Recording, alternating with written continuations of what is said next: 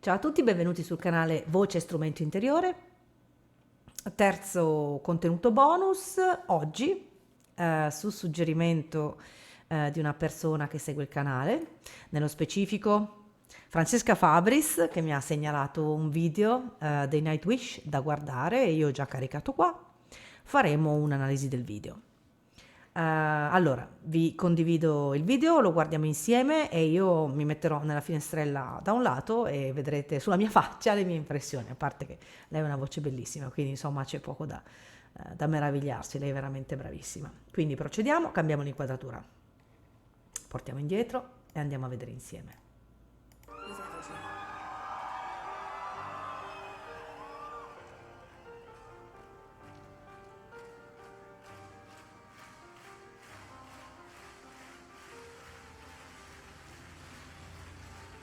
Ever felt away with me, just once that all I need, entwined in finding you one day. Ever felt away without me, my love it lies so deep. Vi fermo subito, così lo faccio notare perché se lo noto e non ve lo dico poi mi passa dalla mente. Ha il peso da una parte, è su una gamba, la sinistra, in questo caso si vede abbastanza bene che ha il peso a sinistra e che tiene la gamba destra leggermente flessa sul ginocchio, quindi significa che ha il peso distribuito da una parte. Una cosa che io faccio fare spesso durante le lezioni è usare l'asta. L'asta ci vincola un po' perché con l'asta noi non possiamo esattamente eseguire molti movimenti, di fatto i movimenti però della parte superiore sono inferiori, perché se io devo stare a 4 dita dal microfono, ecco che i movimenti della parte superiore sono quasi vincolati, mentre invece dobbiamo lasciare libero il bacino e la parte inferiore. Una cosa che fa lei, e vi spiego anche per quale motivo la fa. Poi, ripeto, i cantanti lo fanno magari inconsciamente, sono azioni che il cantante fa perché in quel momento, stando così, il cantante sente che la voce esce meglio. Quindi molti cantanti sono intuitivi, sono molto concentrati sul corpo mentre cantano e sul risultato acustico della voce. Quindi quello che lei fa non è detto che sia razionale, può darsi che sia istintivo, perché ci sono persone che hanno un ottimo istinto mentre cantano e fanno queste cose. Come avete notato, lei ha l'asta e tiene le mani come quasi a sfiorarla, quindi fa così, ok? Ok, fa così e cerca quasi di afferrare l'asta del microfono.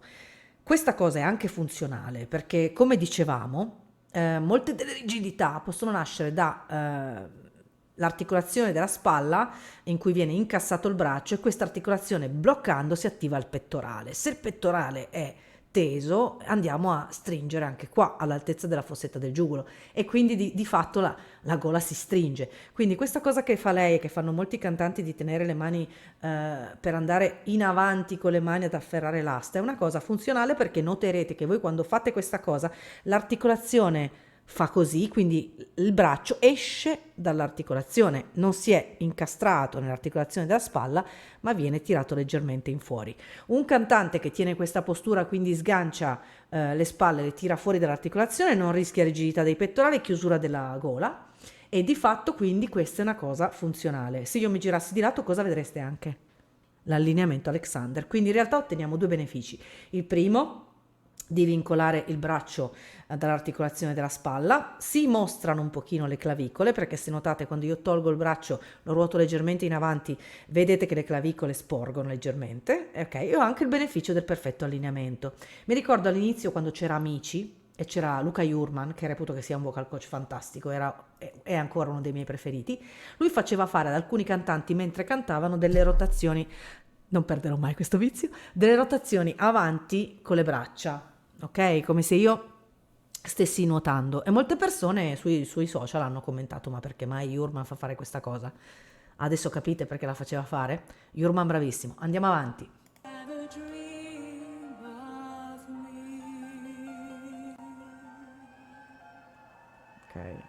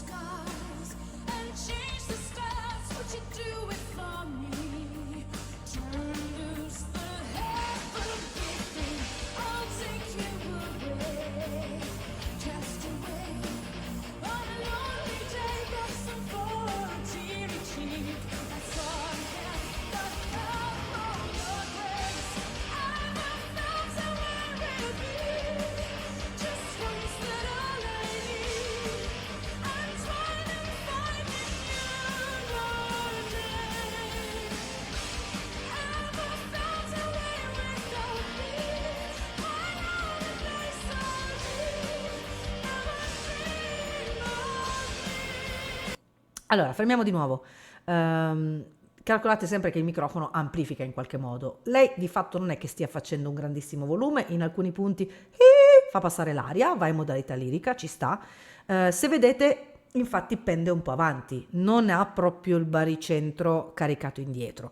Solitamente la posizione avanti, così, la posizione dove a volte vedete i coristi di Sanremo che stanno un po' con la parte del torso un pochino caricata in avanti, è perché bisogna andare di laringe, lavorare soltanto a livello di laringe, quindi non c'è bisogno di una grossa quantità, ok, di diaframma e appoggio.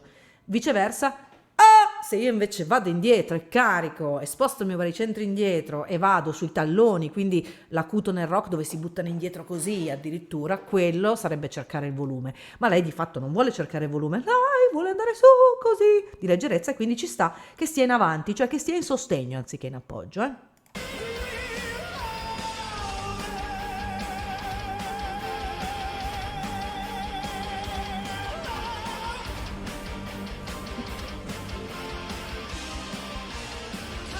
Come out wherever you are, so lost in your sea. Give it for a touch.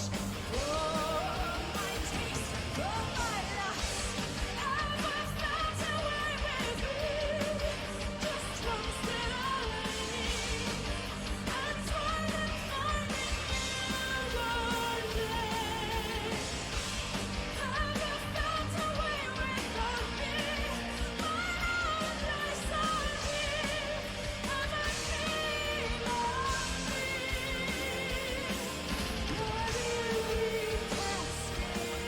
Just once that I need. And try and find it one day. Ever felt away without me?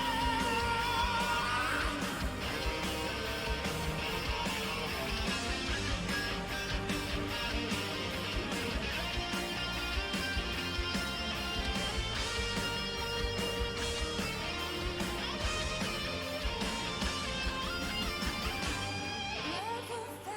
away with me. Just once that all I need. Entwined in finding you one day.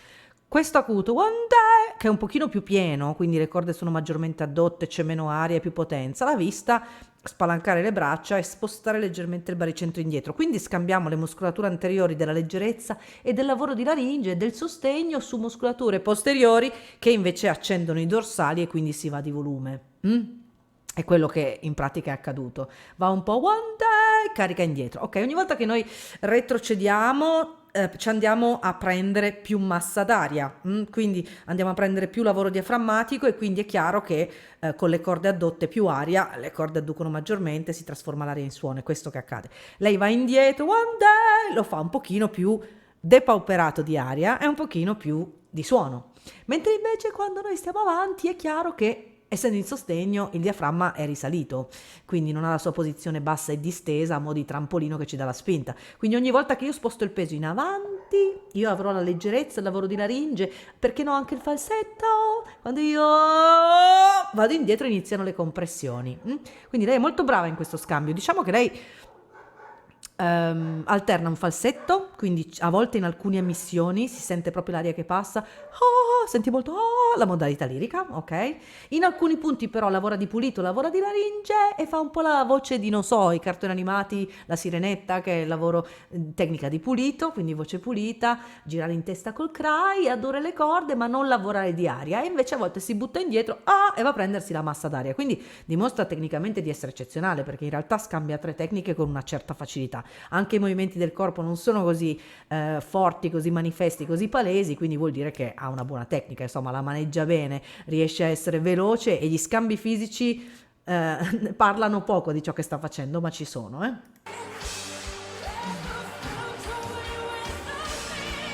Vedi che qui è un po' più indietro, without me, ok, without me, il semplice fatto che io estenda un braccio, a volte provate, se dovete fare un acuto, Jurman, vocal coach di Amici, insegna. io devo mantenere la postura Alexander, lo sappiamo. Allora, perché alle volte i cantanti quando fanno l'acuto fanno questa cosa qua o fanno questa cosa qua? Allora, innanzitutto se io butto un braccio avanti, il mio corpo per trovare l'equilibrio sposta la testa indietro e quindi io correggo il mio allineamento, perché se io rischio di andare in avanti e andare in sostegno e andare di leggerezza, cosa faccio? Io butto un braccio avanti, il mio corpo per i meccanismi di equilibrio sposta la testa indietro e va sulle muscolature posteriori, quindi mi aiuta a tendere un braccio avanti per andarmi a caricare sull'appoggio e avere un pochino più di massa.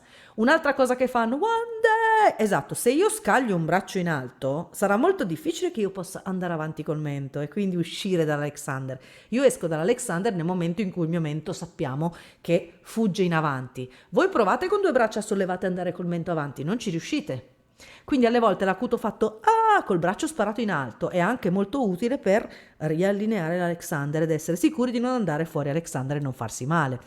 Non so quante di queste cose siano appunto, ripeto, un istinto che ha un buon cantante che si rende conto che facendo quella cosa col corpo ottiene ciò che vuole o quanto sia studio. Sicuramente in ogni caso sono voci tecnicamente perfette. Qui siamo di fronte a uno strumento ben gestito, lei sa quello che fa, nulla è lasciato al caso.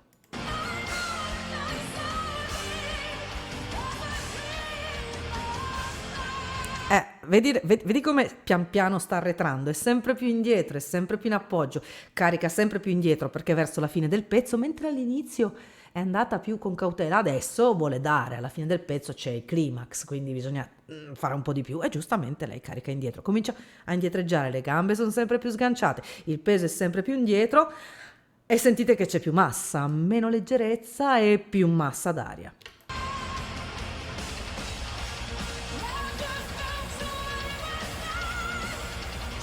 Ok, non è indietro ma è di lato.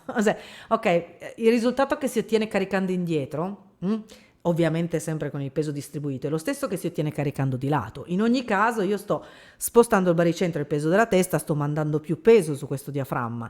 Chiaramente lo posso fare o indietro in condizione d'appoggio o addirittura lateralmente. Se io lo faccio lateralmente forse c'è più componente di muscoli dorsali, se io lo faccio indietro magari c'è più componente di gluteo e di appoggio. In ogni caso sono entrambe a torace aperto, andare da una parte, provate, ripeto, invece di cantare provate a farlo mentre parlate, se mentre voi parlate, ok, prendete fiato, fissate l'arresto costale e parlate, se mentre parlate voi pendete da una parte lo sentite che il volume aumenta, se voi mentre parlate pendete indietro lo sentite che il volume aumenta, quindi il canto è questo. Molti degli esperimenti, ma non sto bene di voce, oggi non riesco a cantare, non importa, fate le stesse cose che fareste cantando anche parlando, la differenza si sente. Io parlando con voi posso lentamente pendere indietro come se stessi per cadere e voi lo sentite che qualcosa dentro di voi genera un aumento di spinta dell'aria e quindi un volume. Stessa cosa, lei è di lato qua, però se voi provate a parlare e parlando voi pendete da una parte sentite che ottenete lo stesso risultato, quindi andate a prendervi l'appoggio. Idem con patate, come si dice.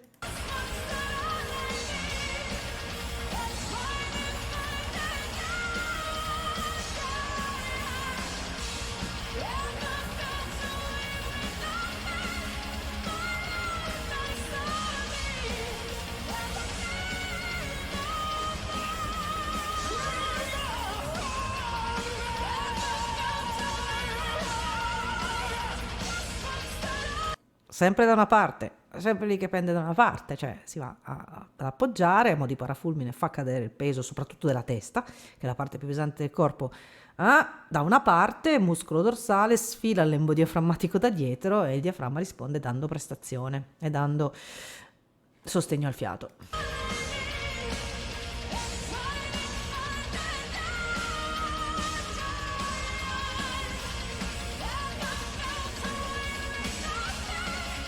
È scesa. Sì. E non è che è diventata più bassa di statura, scende per appoggiare questo peso del corpo, caricare questo peso del corpo sul diaframma che fa il suo dovere, fa il trampolino e restituisce spinta.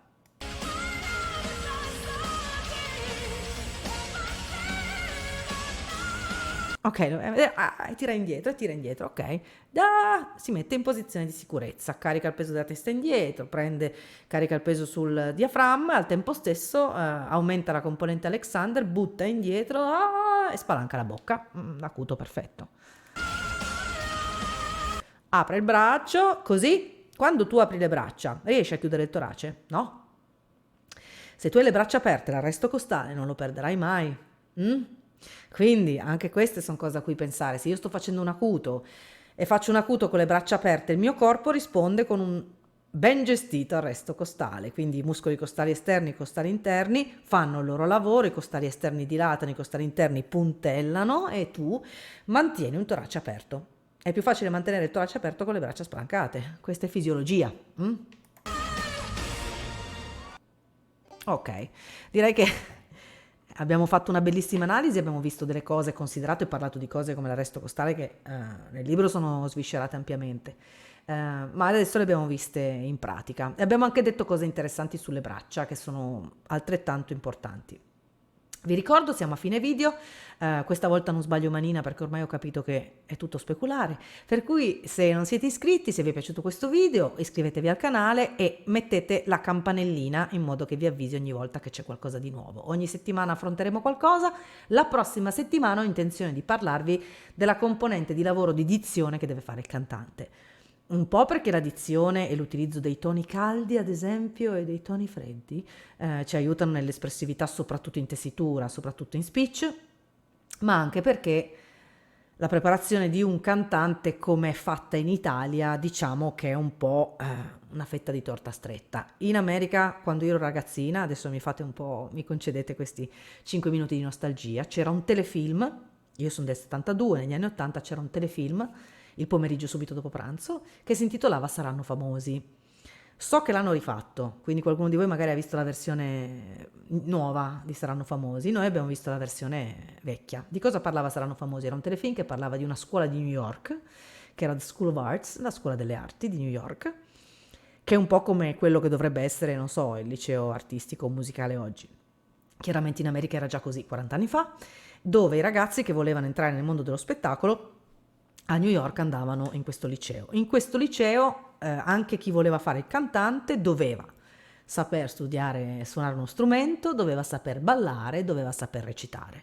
Quindi la preparazione di un cantante in America non è soltanto la preparazione di un cantante. Un cantante sarà anche ballerino e sarà anche attore. Soltanto qua in Italia noi viviamo queste cose come compartimenti stagni. In America non è così.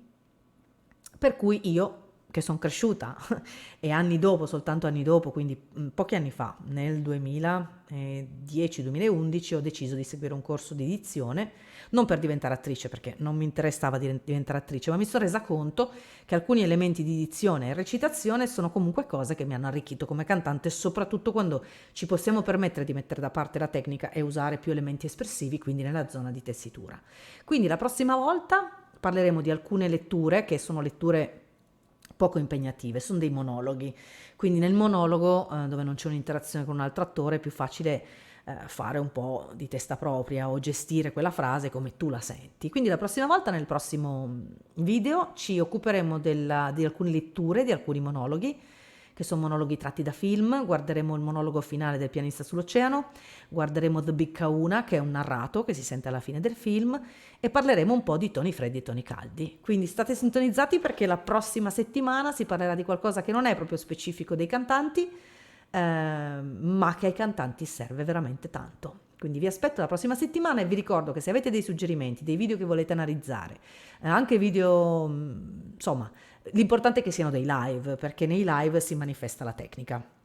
Un'altra cosa che vi consiglio per chiudere, un'altra bella dritta, è quando andate a vedere un concerto, lo so che non sempre è possibile, ma mettetevi di fianco al palco, perché spesso questo avanzare in sostegno, arretrare in appoggio sono cose che si vedono molto meglio se tu un cantante mentre guarda lo guardi di profilo. Qualche spunto. E buon weekend, buona settimana e ci vediamo il prossimo lunedì e martedì con altri contenuti interessanti. Ciao a tutti, iscrivetevi al canale.